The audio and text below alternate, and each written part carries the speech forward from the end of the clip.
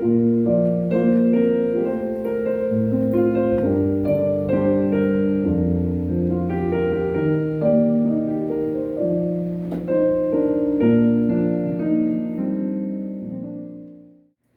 잃어도 일상이 계속되기 때문에 세상에서 가장 슬픈 병이 치매라고 하죠. 기억에 관련된 병입니다. 그 가장 무서운 병이 치매라고 해요. 우리의 가족 중에 또 우리의 부모님이 언제 나에 대한 기억을 잃어버릴지도 모른다라고 하는 것이 얼마나 무서운 일인지 여러분 몰라요. 그렇잖아요. 나는 실제로 외할머니가 치매가 오셨어요. 병원에 갔는데 다 못 알아봐요. 근데 외가댁으로는 이제 내가 첫째였어요. 오남매 중에서 우선 어머니가 첫째였고 내가 이제 장손이었죠.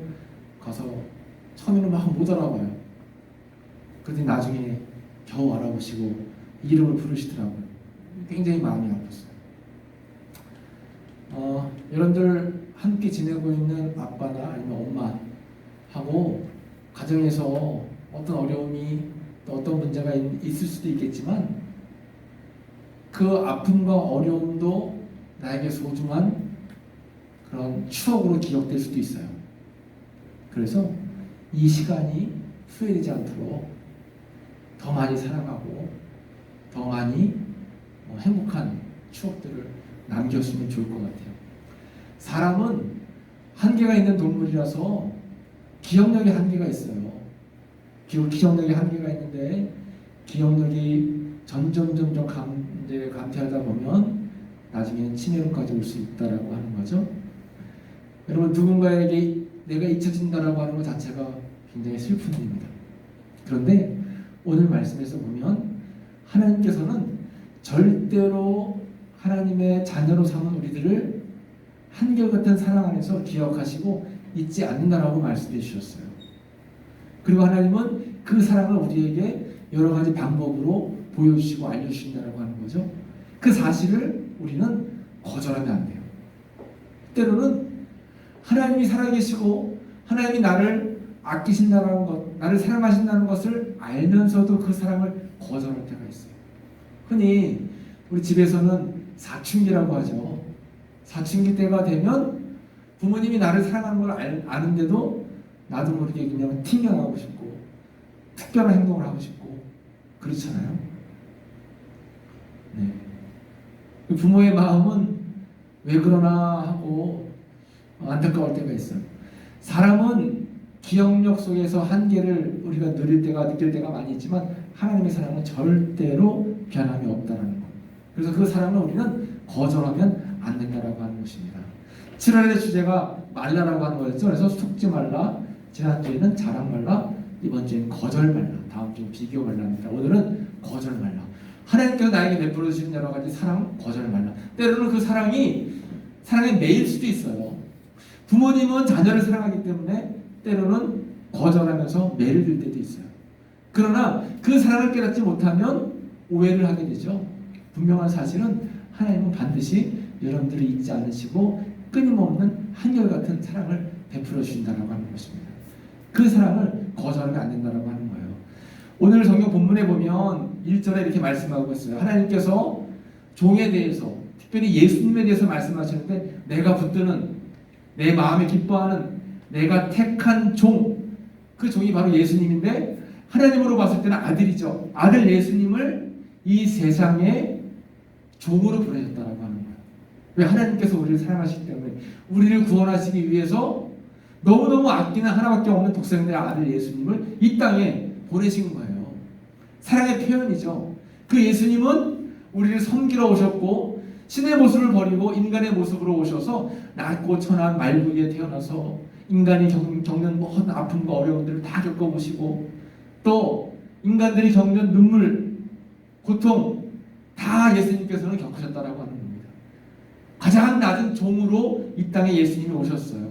그 예수님을 알아가는 것이 믿음이고 그 예수님의 마음을 깨달아가는 것이 우리의 신앙이라고 하는 것입니다. 예수님을 얻으면 모든 것을 다 얻게 되지만 신앙생활하면서도 예수님을 잃게 되면 우리는 다 잃게 된다는 사실입니다. 예수님은 어떤 분인가? 오늘 본문의 말씀을 통해서 세 가지를 나눌 텐데 예수님은 정의의 사람으로 이 땅에 오셨다라고 하는 거예요. 자, 42장 1절 말씀을 같이 읽어보겠습니다. 내가 붙드는 나의 종, 내 마음에 기뻐하는 자, 곧 내가 택한 사람을 보라. 내가 나의 영을 그에게 주었은즉 그가 이방에 정의를 베풀리라. 아멘.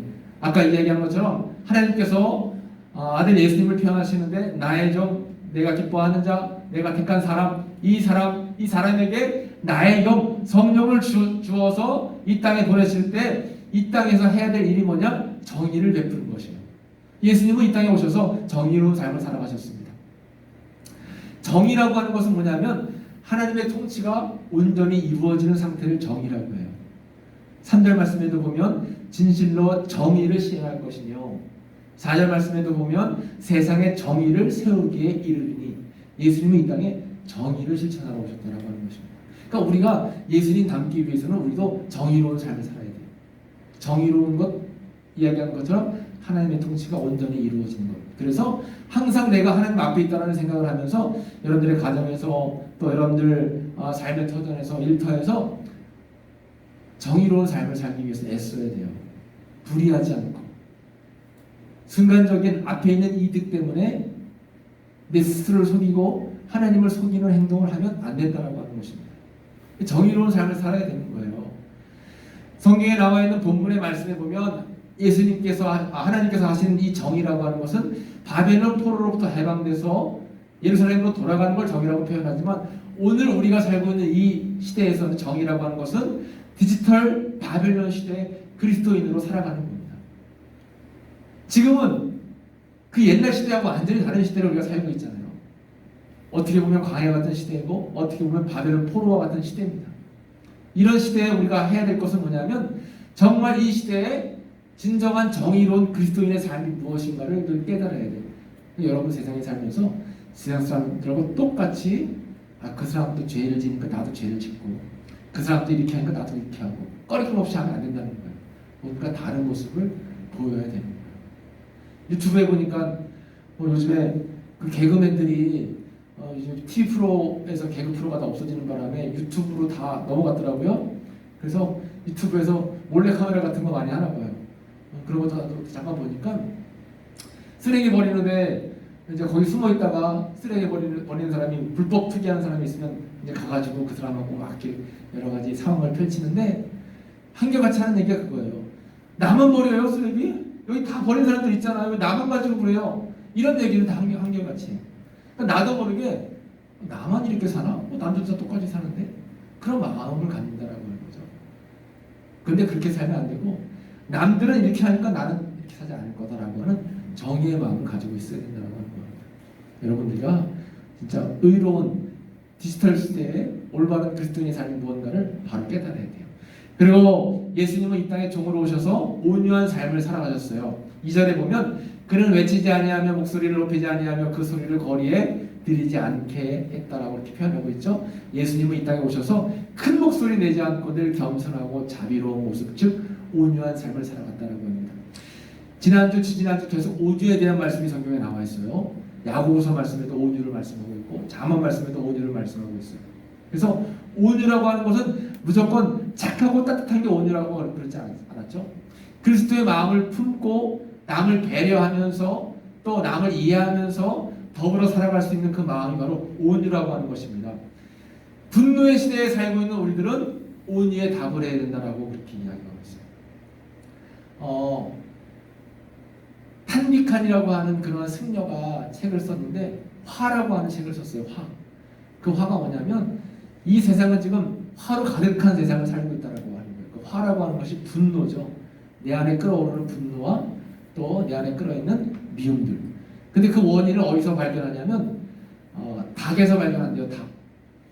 우리가 흔히 먹는 음식에서 흔하게 먹을 수 있는 것이 이제 계란, 달걀을 가지고 이용해서 만드는 음식이잖아요. 달걀 프라이, 달걀찜, 구운 계란, 삶은 계란, 또 달걀 중에서 여러 가지 음식들을 해서 달걀, 요즘에는 이 계란값이 좀 올라가긴 했지만 좀 편하게 먹을 수 있는 음식이 누구나 해 먹을 수 있는 음식이 이제 달걀입니다. 그런데 달걀이 나오는 과정이 있잖아요. 어떻게 나와요? 우리나라에서 양계장에서 닭을 키우는데 방목해서 키우는 닭은 거의 없어요. 소독닭들이나 집에서 몇 마리 키울 때 이렇게 방목하죠. 대부분 닭장 안에 있잖아요. 닭장 안에 닭을 다 가둬놓고 조그만 데서 움츠러가지고 꼼짝달싹 못하는데 하루 종일 있으면서 모이 중에 모이 먹고 때 되면 알 낳고 모이 먹고 알 낳고 거기서 답답해서 죽는 거예요. 그러니까 이 닭들이 하나같이 다 성격이 화를 품고 있는 거예요. 닭들이. 그런데 그 성격을 가지고 있는 이 화를 품고 있던 닭이 알을 낳으면 그 알도 그렇다는 거죠. 그 화를 품은 알을, 닭이 낳은 알을 우리 전체가 다 먹고 있는 거예요. 이 영향이 있다라고 하는 거죠. 또 외국에서 우리나라에 이해 못하는 것 중에 하나가 우유하고 소고기인데, 소고기 같은 거, 또 닭고기도, 돼지고기도 마찬가지죠. 우리나라는 국토가 좁다 보니까 대부분 이런 동물들을 키우는데 다 사육장 안에서 조그만 공간 속에서 키운다라고 하는 겁니다. 그러니까 이 동물들이 하나같이 다 자유함이 없으니까 답답해요. 나름대로 화를 가지고 있어요. 그렇게 화를 가지고 있는 동물들, 우리 돼지고기를 먹고 소고기를 먹고 그러다 보니까 거기에서 우리가 먹는 음식을 섭취할 때 영양적으로 문제가 있다라고 하는 것이 바로 그 책의 내용입니다. 오히려 외국에서 수입해 오는 고기들이 더 좋다는 거예요. 외국에서는 뭐 호주, 미국 그런 데서는 땅이 넓으니까 뭐 소들도 넓은 데서 풀어놓고 막 키우고 그러잖아요. 어쨌든 이 땅에 살아가는 사람들은 모두가 다 분노를 품고 있다는 거예요. 여러분들은 어떤지 모르겠어요. 딱 누르면 그냥 화가 나가지고 분노가 표출되는지 모르겠어요. 그런데 우리 크리스천들은 분노의 시대에 분명한 것은 온유함으로 답을 해야 된다고 하는 것입니다. 이 온유라고 하는 말은 프라우스, 잘 조절되고 통제된 힘이에요. 내 스스로의 감정을 통제할 수 있어야 돼요. 그렇지 못하면 세상에 살면서 사람들과 다투게 되고 문제가 발생하게 된다고 하는 것입니다. 세 번째, 오늘 본문에서 이야기하는 예수님의 모습은 궁율의 모습입니다. 자, 이사야서 42장 3절, 우리가 오늘 반복적으로 찬양을 했는데 여러분 찬양할 때도 우리 찬양 인도하는 성이라든가 또 소연이가 콘티를 짤 때 그냥 짜지 않아요. 오늘 말씀의 주제에 관련된 이제 찬양들을 뽑거든요. 그래서 오늘 찬양에도 반복적으로 상한 갈 때 꺾지 아니하고 꺼져가는 등불 끄지 아니하는 그런 찬양 가사가 있었어요. 상한 갈 때를 꺾지 아니하며 꺼져가는 등불을 끄지 아니하고 진실로 정의를 시행하시려고 하시는 분이 바로 예수님이다라고 하는 것입니다. 상한 갈 때와 꺼져가는 등불이 바로 우리의 모습이에요. 세상에 살면서 열심히 최선을 다해서 뭔가 해보려고 하지만 항상 우리는 갈 때처럼, 갈 때인데 그냥 갈 때도 아니고 상한 갈 때야. 막 꺾어지기 일보 직전입니다. 등불인데 등불이 거의 꺼져가려고 하는 그런 상황 속에 있어요. 다들 풍전등화처럼 위기 속에 있는 것이 바로 우리의 삶이라고 하는 거죠. 그런데 그런 삶 속에 예수님이 우리에게 위로자가 되시고 또 희망이 되시고 소망이 되신다라고 하는 것입니다. 42절 2장 6절 말씀에 나 여호와가 의로 너를 불렀은즉 내가 내 손을 잡아 너를 보호하며 너를 세워 백성의 언약과 이방의 빛이 되게 하리니. 하나님께서는 의로운 오른손으로 우리를 붙잡아 주시고 보호해 주시고 빛이 되게 하신다는 거예요. 우리는 정말 갈 때처럼 언제 꺾일지 모르는 어려운 순간들을 늘 날마다 맞고 살고 있어요. 그리고 정말 꺼질까 말까 하는 그런 위기 가운데 있어요. 여러분 다 그렇잖아요.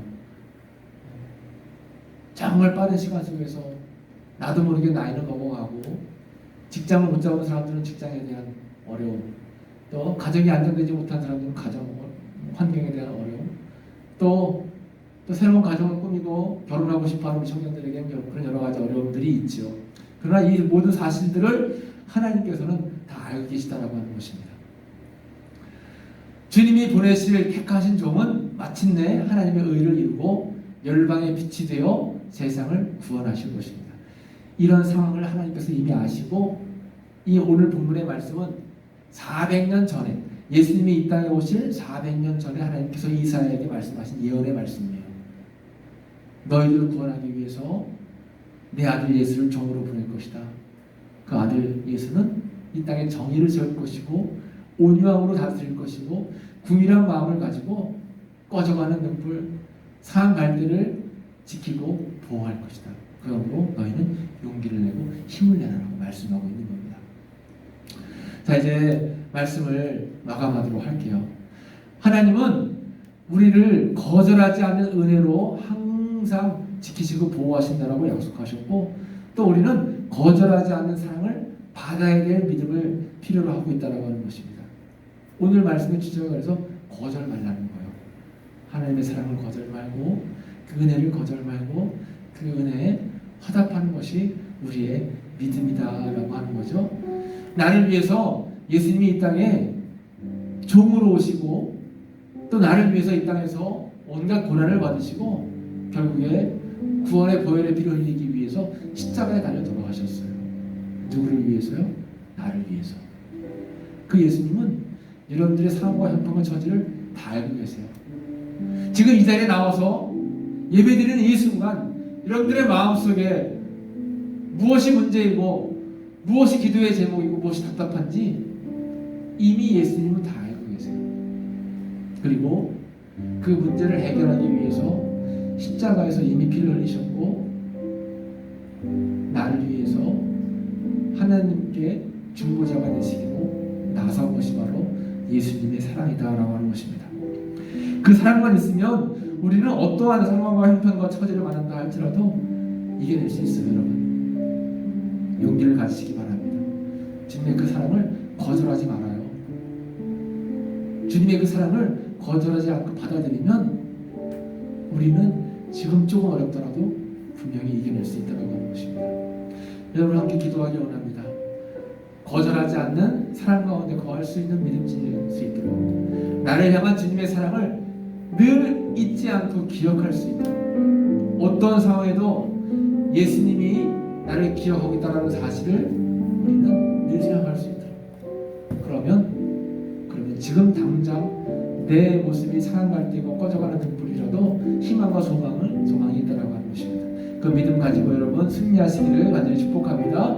우리 함께 잠시 기도하도록 하겠어요. 같이 여러분들의 마음과 상황과 형편 처지를 주님께 다 맡기고, 하나님, 내 형편이 지금 상할 때입니다. 하나님, 내 모습이 지금 꺼져가는 등불입니다. 그러나 그 나의 상황을 주님께서 이미 아시고 이 땅에 정의의 종, 긍휼의 종, 온유의 종 예수님을 보내심을 감사합니다. 그 사랑을 거절하지 않게 도와주세요. 이 믿음 가지고 여러분 함께 기도하기 원합니다. 기도하겠습니다.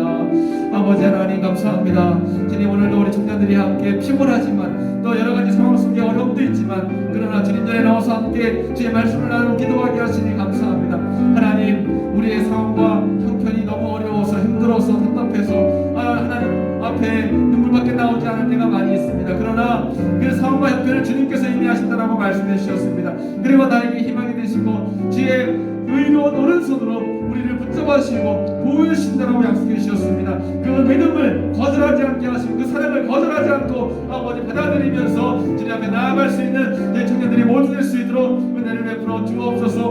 오늘도 주님 기뻐하는 마음으로 감사하는 마음으로 이 자리에 나왔습니다. 하나님 마음 가운데에 우리 청년들에게 은혜를 주시고 위로를 주시고 이 땅을 승리할 수 있는 담대한 믿음의 사람들이 모두 될 수 있도록 주님 붙잡아주시고 인도해 주시옵소서. 우리 함께하여 주시옵소서. 주님 불러 주시옵소서. 하나님 감사합니다. 이 땅의 사람들은 잘 잊어버리고 기억하지 못할 때가 많습니다.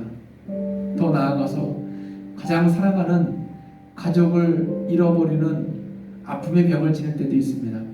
그러나 하나님께서는 절대로 우리를 잊지 않으시고 어떤 어려움 속에 있든지 어떤 괴로움 속에 있든지 우리를 지키시고 보호해 주신다라고 약속해 주셨습니다.